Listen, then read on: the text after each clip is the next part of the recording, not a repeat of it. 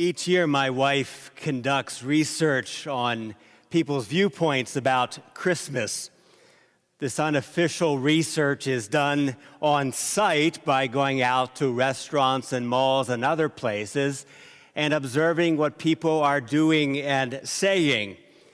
Never has my wife been disappointed, because at some moment, someone will open their mouth and say something that reveals that person's attitude toward Christmas. A few years ago, my wife was conducting such research while standing in a line at a checkout counter. This line was very long. People were getting impatient about getting to the cash register. And this man in front of my wife, finally in exasperation, turned to my wife and said, Christmas would be a lot better without all the dang people. And there it was, this thesis statement about Christmas that year. But it captures a reality in which we live, that when we look at other people and begin to name all of the ways that they are ruining Christmas for us, then there is something that is wrong. When our eyes behold others as merely an obstacle to our own peace and goodwill, well, then it's time to start stargazing. What do we see when we look at a star? A star is a sphere of gas. A star is made possible by two opposite forces at work. Gravity pulls the star inward. The star's core, however, is very hot, which creates pressure within its gas, and this pressure counteracts the force of gravity. Heat and pressure inside the core of the star are so high that protons hit each other hard enough to bond together, and in doing so, hydrogen becomes helium. Now, helium is lighter than hydrogen, and so mass is lost. And this missing mass is converted into energy and released from the star. The energy released from the star causes the star to shine. This energy reaches the earth, and we call this energy light. When the light reaches the earth, we can see it through a fascinating part of our bodies called the eye. All the parts of the eyes work together so that we can see a star. First, light passes through the cornea, which bends the light to help the eye focus. Second, the light enters the eye through an opening called the pupil, and the iris controls how much light the pupil lets in. Third, light passes through the lens, which is the clear inner part of the eye. And this lens works together with the cornea to focus light correctly onto the retina. When the light hits the retina, special cells called photoreceptors turn the light into electrical signals. These electrical signals travel from the retina through the optic nerve to the brain. And then the brain turns the signals into an image, and we can say, I see a star. Eyesight is this fascinating physiological and neurological process. But there's another process involved in seeing that is neither physiological nor neurological. And that process is called perception and attention. Perception is the way we interpret the information we have received from our eyes. It is the process of making sense of that data. And this happens even before we are aware that we are doing it. Attention is the unconscious choice to pay attention to some information over and against other information. A cognitive psychologist gives us this example. Assume we are sitting in a chair. We will most likely not notice the weight of our clothes on our body, the feel of our feet on the floor, nor notice the pressure of our body on the chair. Yet if there's a spider that starts to crawl up our arm, we will notice it right away. The spider gets our attention. Now, our perception of spiders determines what we do next. Do we swipe it away, scream, and jump out of the chair and run out of the door? Or do we watch it and enjoy it in fascination?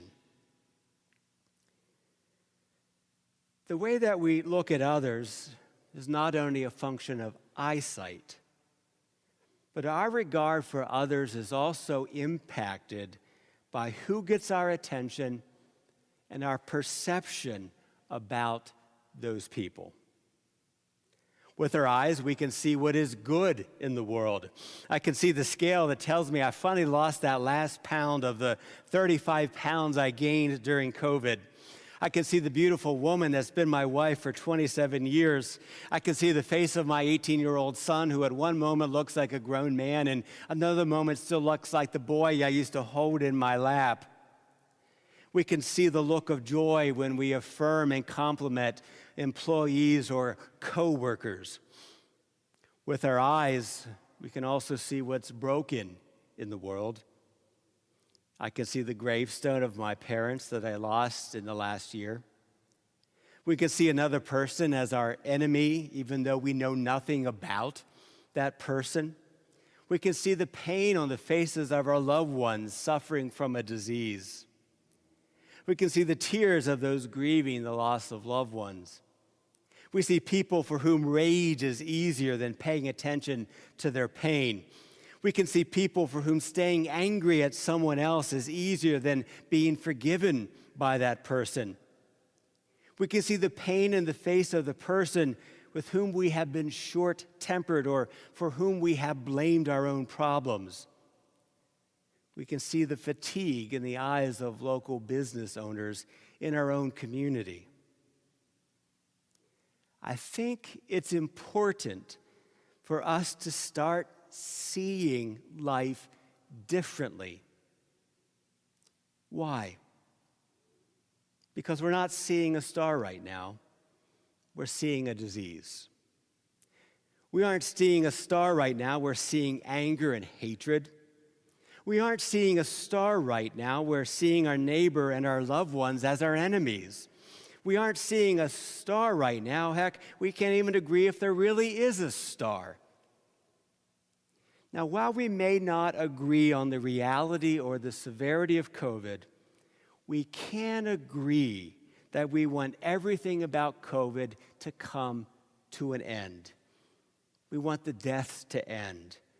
We want loved ones being ill to come to an end. We want the fights over masks, the fights over vaccines, the political battles. We want them to come to an end. We want them to stop. We want to stop seeing our world, our nation, our communities, our schools, our churches, our businesses, and our families. We want to stop seeing them through the eyes of COVID.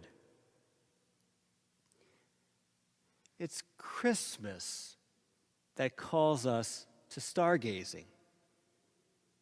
You see, when looking upon the right star, the way we see others starts to change. It changes because something new gets our attention. Now, cognitive scientists say that attention is gained through four things: sudden changes, novelty, complexity, and intensity. Sudden change, novelty, intensity, complexity. These all describe the experiences of the shepherds on that first Christmas night. The shepherds were in the countryside, keeping watch over their sheep, and it was night when suddenly an angel of the Lord appeared to them. In novelty, this angel was a holy figure like they had never seen before. They were overwhelmed to the point of terror, and the glory of the Lord in intense, brilliant light shone upon them. And the complexity that they were asked to behold the world in a new way. They hear that the one who saves us from ourselves is the one who was born. The one born is the one who makes things right. The child and Savior will bring peace to the world. God is bringing joy to the world.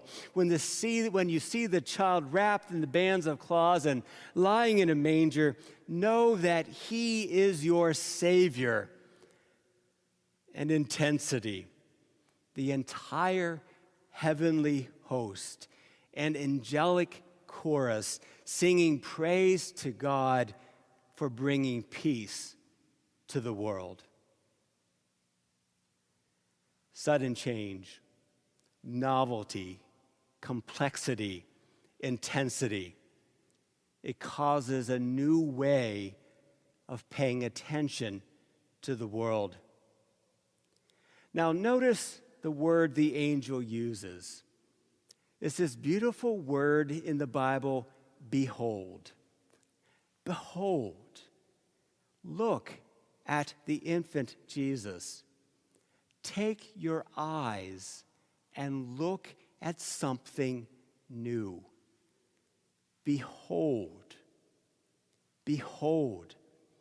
Behold the gift of a child for us. Behold the one who will take over running the world.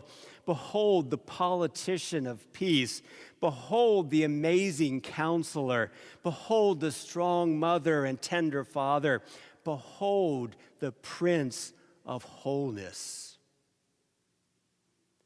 This is who is born into the world when Jesus is born. You see, the birth of a child changes everything.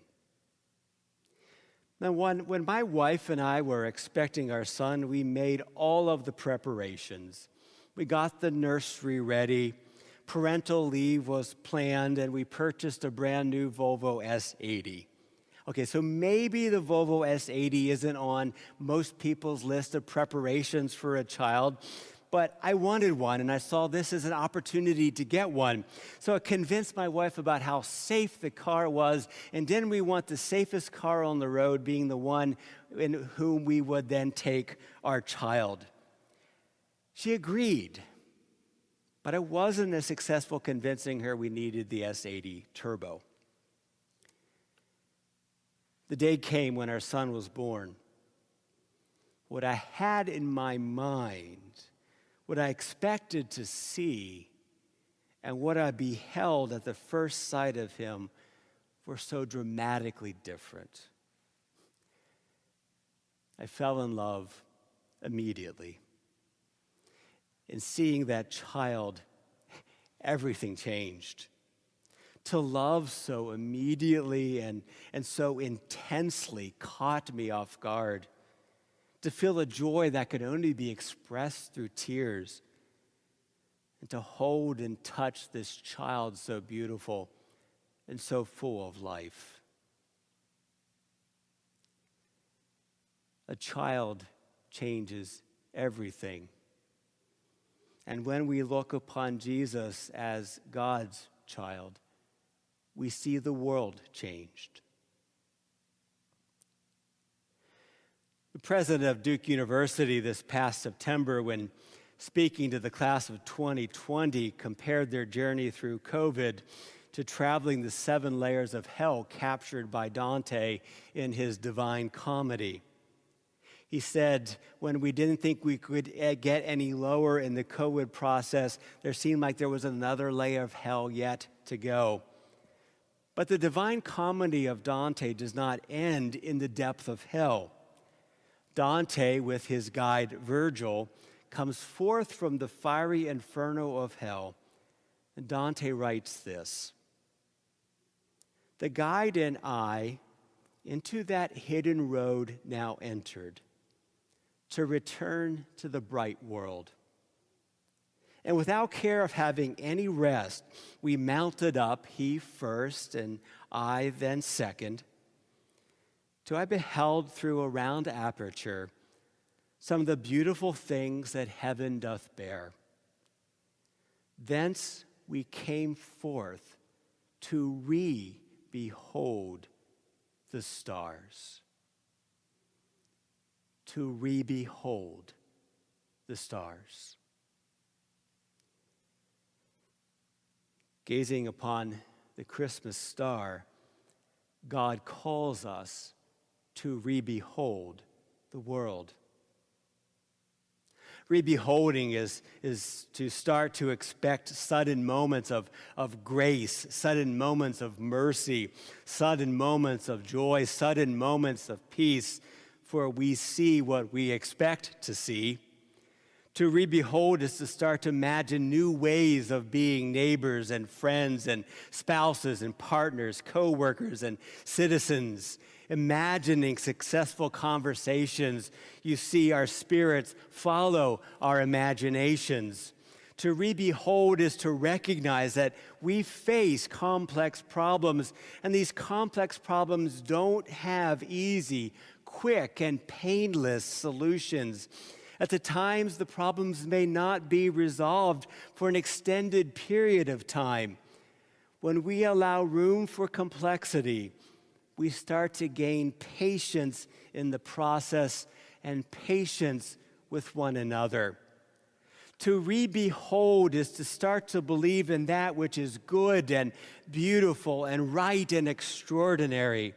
It is starting to believe that the intensity of what is undoing our society pales in comparison to the intensity of the good that is overwhelming us and transforming us. We are called to re-behold the world. Christmas is the gift of re-beholding the world. Stargazing gives us that capacity to re-behold. Robert Frost invites us in his poem to choose a star. And to the star he says this: "Say something to us we can learn by heart, and then alone repeat." Say something, and it says, I burn, but say with what degree of heat? With Fahrenheit, talk centigrade. Use language we can comprehend. Tell us what elements you blend. And it gives us strangely little aid, but does tell us something in the end. And steadfast as Keats' emerite, not even stooping from its sphere, it asks a little of us here. It asks of us a certain height. So when at times when the mob is swayed to carry praise or blame too far, we may choose something like a star to stay our minds on and be stayed.